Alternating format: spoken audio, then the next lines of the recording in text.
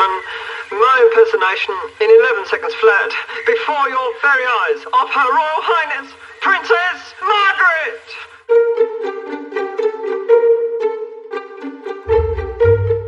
She was the Queen's sister, but she did things which nobody else in the royal family had done.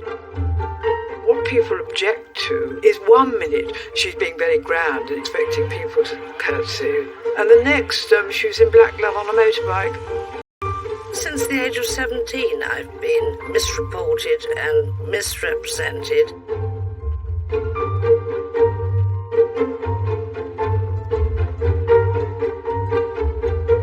She blazed a trail by marrying a photographer. Everyone said, this is extraordinary, it's so unsuitable. She was very modern, and she wanted to be out there and know what life was about.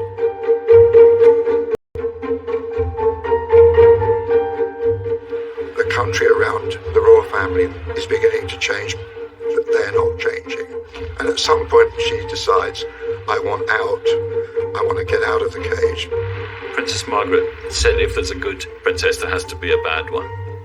That was her role in life, to be the bad one. But she was a trailblazer, and she was a little bit of a rebel. She wanted to have that life, but she also wanted to have a normal life. On the one hand, she lived a life of extraordinary privilege. But in the end, Margaret became a casualty of the system.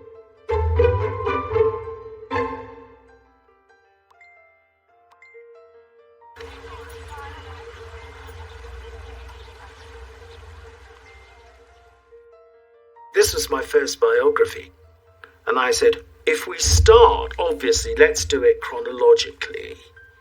And she said, oh, look, don't go into all that business of childhood, and don't bother saying there was a storm on the night of my birth.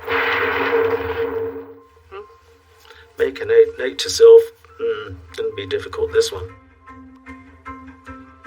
When she did appear, the Queen Mother wrote, "The daughter number 2 has got large blue eyes and a will of iron, which is all the equipment that a lady needs, and as long as she can disguise her will and use her eyes, then all will be well."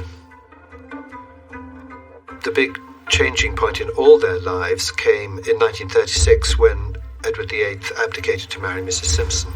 The British Empire faces an extraordinary crisis amid ideas of a king sacrificing his throne for romance. Edward says she makes him happy. Absolutely nobody thought he was going to do that, and indeed that he was likely to be propelled onto the throne until really about 3 weeks before it happened. Albert, Frederick, Arthur, George is now become George VI. They then moved very swiftly out of 145 Piccadilly into Buckingham Palace, and they had to sort of take over very fast. At her birth, she was fourth in line to the throne.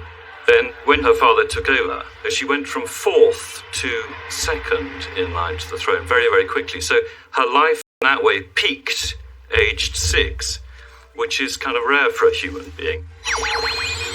Now, when your father ascended the throne, as His Majesty King George VI, there must have been a sudden and confusing change in lifestyle for a little girl of 6. Yes, it was very surprising.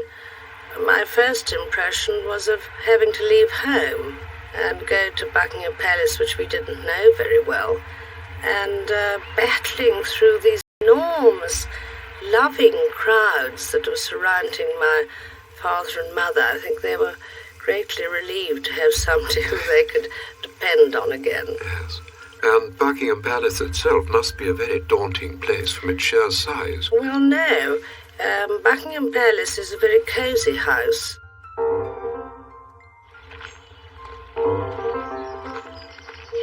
When Princess Margaret and the Queen were children, their father was the King Emperor of half the world. I mean, half the world was pink. And they were very, very grand. I think she loved being royal, and I think she wanted people to be reminded of that and not to treat her like an ordinary person. Once she put me in my place. I said to her, "Oh, how is your father?" And it was a pause, and she said, "Are you talking about the king?" I said, "Yes." "Oh, sorry, ma'am." "How is the king, His Majesty or something. Well, I knew Princess Margaret when I was very, very small, because my father was a great friend of the king. I grew up at Holcombe, and because Holcombe is so near Sandringham, it's only 8 miles away, we used to meet on the beach and go swimming together. Well, she's great fun, Princess Margaret. She's quite naughty. The Queen was always saying, Margaret, don't do that, or you shouldn't do that. Anne, what are you doing? And then we used to scurry off and sort of screams of laughter and go and hide somewhere. You joined your sister in lessons by a governess. Did you miss the company of other children? Did you feel that you were being left out of a great deal of companionship? Well, no, because my sister, we never did lessons together. We always did lessons separately. And later, did you study constitutional history? No, I didn't. My sister did. She always said I was never educated as well as my sister, in order not to be a sort of threat to her. That's what she felt. I mean, the Queen had people from Oxford and Eton and that sort of thing that came and taught her. And Princess Margaret had a French governess and somebody who taught her to play the piano. She said to me that was the first time I remember or thought or realised that my sister was going to be Queen, and I wouldn't really be part of what she was going to do. It hit her quite hard that their lives were going to be completely different. Thousands of you in this country have had to leave your homes. My sister Margaret Rose and I feel so much for you, and we are both going to say good night to you. Come on, Margaret. Good night, children. Good night, and good luck to you all. Suddenly we were asked to pack and move to Windsor. To the castle? To the castle, when the Nazis invaded Belgium and Holland. They were getting rather close. And we packed for the weekend and stayed for 5 years. During the bombing, of course, we weren't allowed to go very far from the house in case there was an air raid. And the usual sort of pathetic attempt to defend the castle, they dug trenches and put up some rather feeble barbed wire. And the feeble barbed wire, of course, wouldn't have kept anybody out, but it kept us in.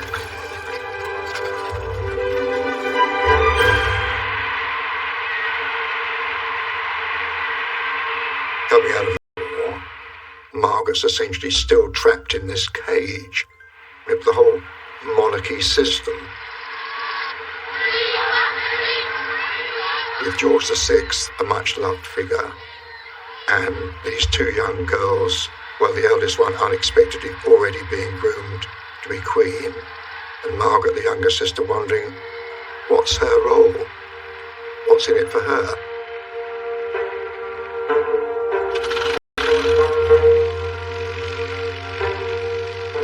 Peter Townsend was a very courageous pilot in the war in the Battle of Britain.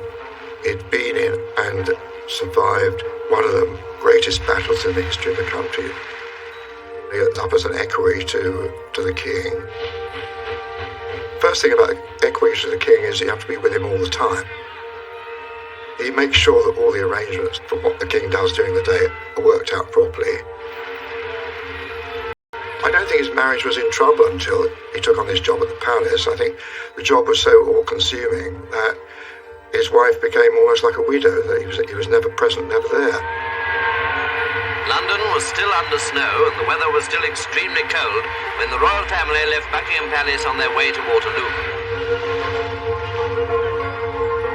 They went on these amazing trips to South Africa. And they took their horses with them, so that every morning and evening they would stop and go riding. It was quite romantic. And of course Peter Townsend went riding with them. And that, I think, is when she sort of fell in love. How old was Princess Margaret then? Well, she must have been, I don't know, was she 16? He was, I mean, he's so much older than her. What would the king have thought of I didn't think he would have approved at all, because in those days, Peter was what was called staff. He was married with children. Of course the king wouldn't have approved. He'd been horrified. After the Queen got married, Princess Margaret lived with her mother, which was sometimes a kind of tricky relationship. And I think one of the points of friction was she led this rather louche life, partying, going out late, getting hangovers, missing things. I think that many young people would agree with me that it is difficult to get the right balance between work and leisure.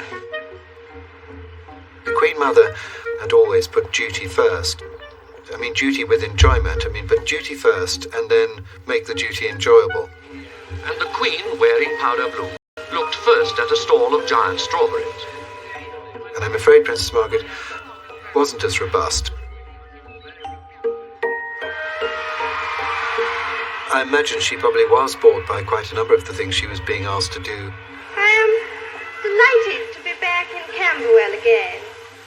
Especially so because I'm here to open this splendid block of flats. But I know that she felt that she could have done so much more with her life had she had a better education. As a girl, she and the Queen were very close. The Queen had enormous responsibilities. She would do very important things. Princess Margaret didn't really have a proper role, you see. I think she was afraid of being belittled, But what role can you have next to the Queen? I don't know. She loved the ballet, was very artistically inclined, and she was intelligent, but it was never sort of put to any good use. This is the Countess of Derby School at Bootle. Very spacious, very up-to-date, with accent on domestic science and dressmaking. Very useful when they get married. I think that's all that was expected of her. Do good work and marry somebody and have lots of little princesses.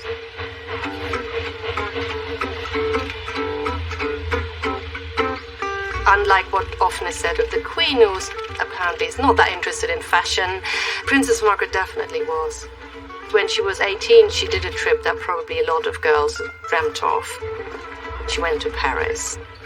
But she had a sort of well-publicized visit to Dior, who introduced the so-called new look. Christian Dior was absolutely fascinated by Princess Margaret. Well, the new look just suited somebody like Princess Margaret absolutely to a T. It was with this tiny waist and she had quite a nice bosom. I remember being very envious.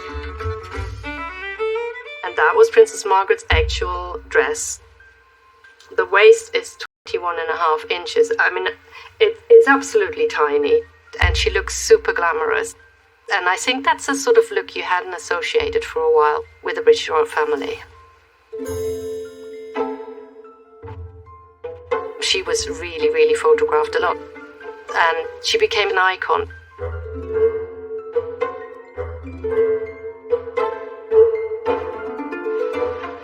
She went to Italy, and people were just totally hounding her. They actually broke into her hotel room to find out what nail varnish she was wearing, and that was reported in the press.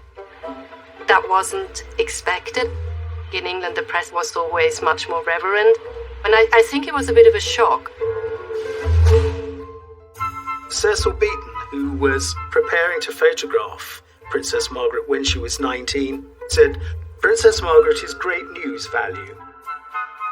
She's grown up, an independent character, showing more signs of interest in unconventional life than any member. She likes dressing up, flirtations, going to nightclubs until all hours. Her press is rather scandalous."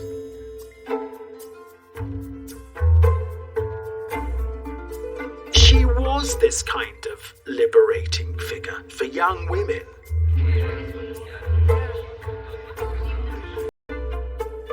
Well, let's get back to music. Well, this is a record, quite an old record, I think, about 1948, when I was a young thing and quite enjoying life, called Rock, Rock, Rock. They call it rock, rock, rock, and it started in Kansas City.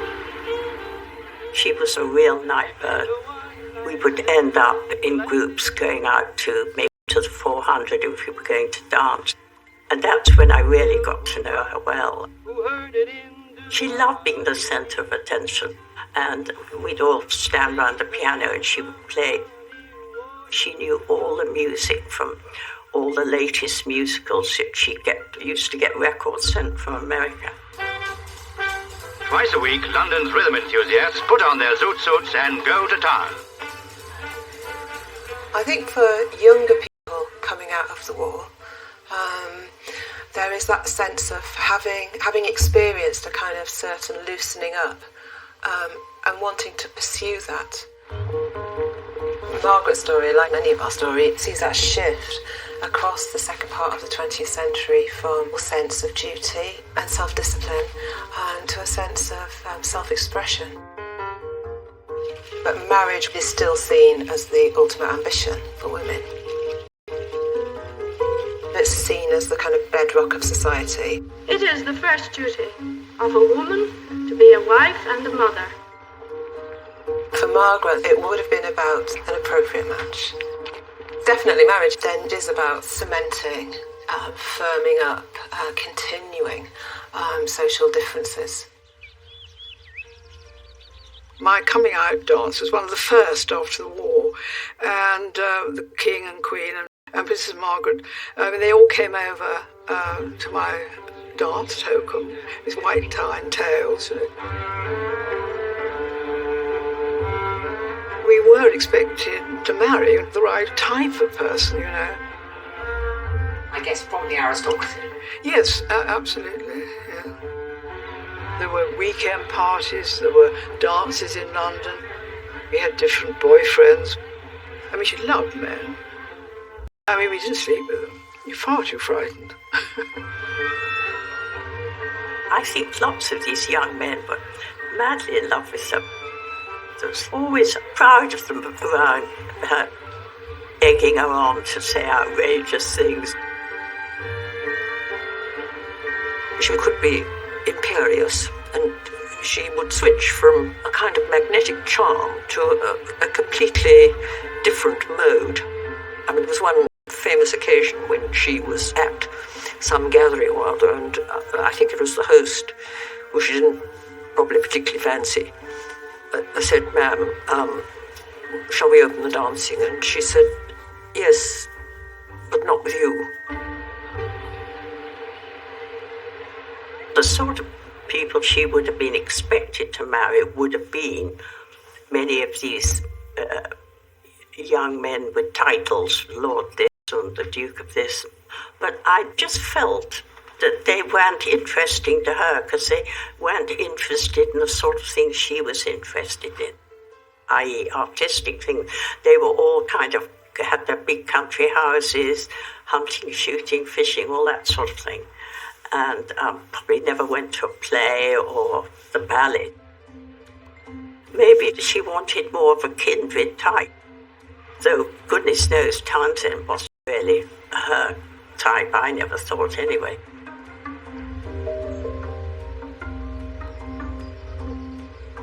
Princess Margaret never ever liked early morning. She was not a morning person. Certainly at Balmoral, she never got up.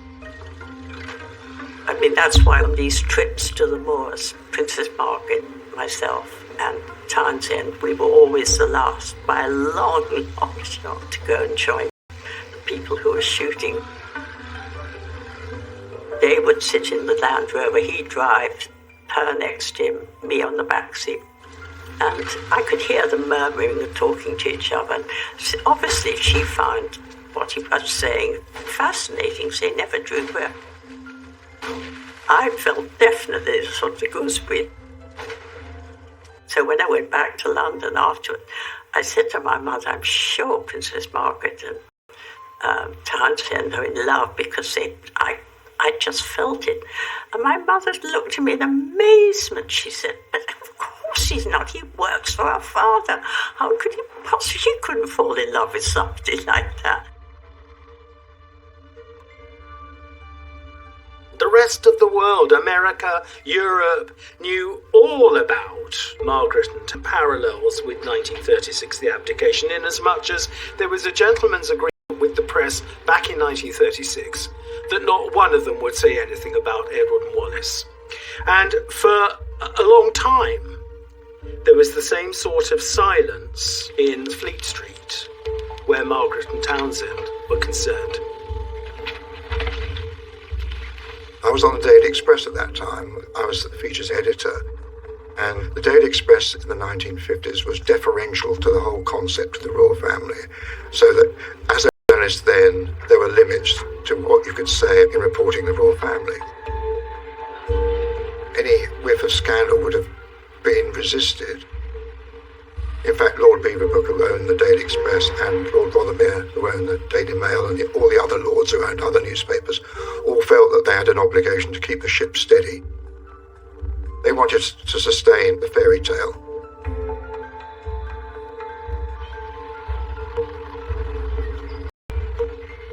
Inside the palace, remoteness was a very deliberate part of the policy. You made the family remote because you had to know as little about them as possible and yet believe in the whole idea of their legitimacy. So the sort of aloofness is a calculated aloofness. It's part, if you like, of the template of sustaining the institution.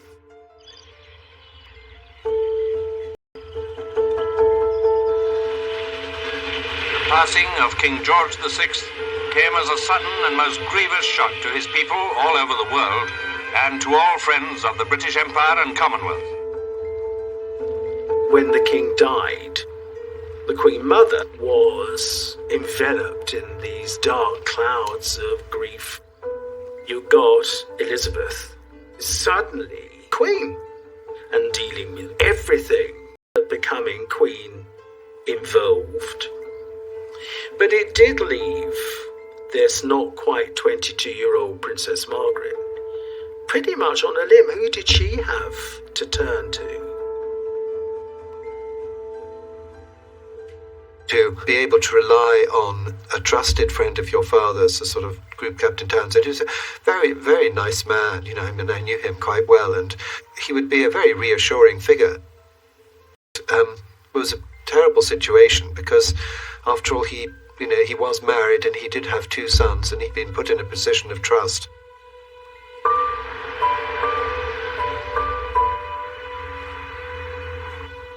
While crowds pack the route, countless millions of people, both at home and abroad. The televising of the coronation, I think, was the first crack in the door. It was a brilliant idea because you've got a new medium accessible for the first time by millions of people, enabling them to live through live. I was in the office actually and watching it minute by minute, this enormous medieval ritual. It was a wonderful piece of showbiz, international show business. I was chosen, which was a great honour, to be one of the maids of honour. We had to be daughters of Earls, Marquises or Dukes, so we were all Lady Anne, Lady Jane. Princess Margaret I never saw at all at the coronation. I saw her afterwards when we all went back to Buckingham Palace, and I didn't talk to her for very long because everyone was milling around, and every few minutes we had to go out again on the balcony and look at the fly past and wave to the crowds and things like that.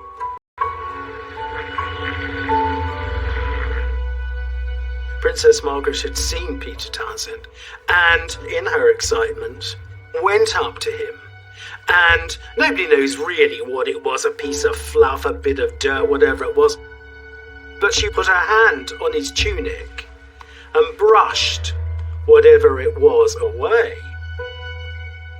I suppose it was a sign of intimacy, and that was giveaway. Rather like when Wallis Simpson had been photographed putting her hand on the arm of Edward VIII. It was that, just a small act, but an intimate act, that told the journalists of 1936 and told the journalists of 1953, there's something going on here.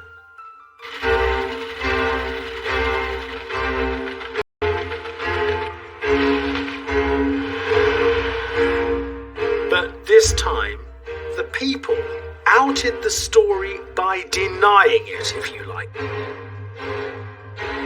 I mean, it was duplicitous and clever.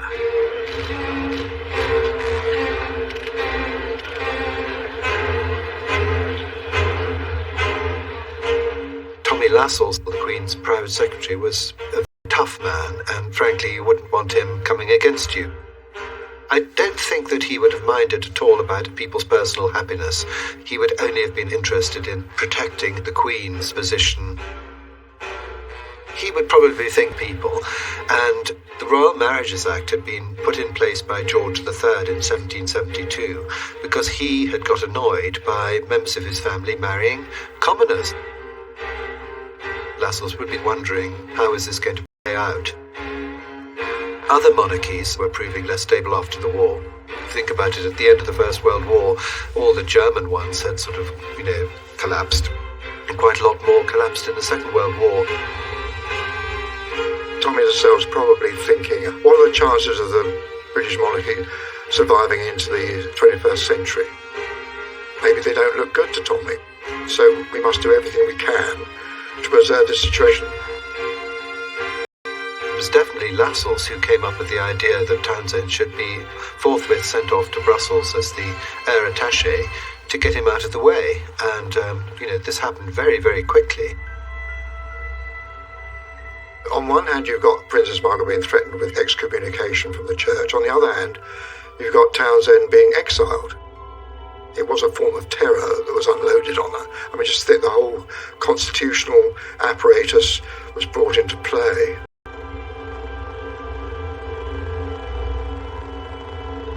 This is when Margaret first becomes a casualty of the system. But the country around them in the late 1950s is beginning to change. Quite frankly, the world today isn't what it was a few years ago. Well, I married the man of my choice, and I'd like to think she could do the same. Well, the while of it is that she really likes the fella. Let her marry him. Well, I don't see it makes any difference whether the couple are happy. The public, very largely, were behind the idea that Princess Margaret should marry Peter Townshend, even at a time when divorce was still a taboo. It was still pretty scandalous. What it also did was to shake this idea that Princess Margaret should have only considered marrying one of the toffs, one of the aristos that were part of her society. It was an indication that times were changing. This was the first time that the press invested in a new phenomenon, which was a kind of popular rebellion. I think the sentiment took the palace completely by surprise. And it was like a voice that the palace had never heard before about anything that was going on in their family. There was quite a lot of discussion at the ministerial level about changing the Royal Marriages Act. They were talking about where would they live and things. And Prince Philip said, it's not impossible to buy a house, I think this had quite a big effect. I think the Queen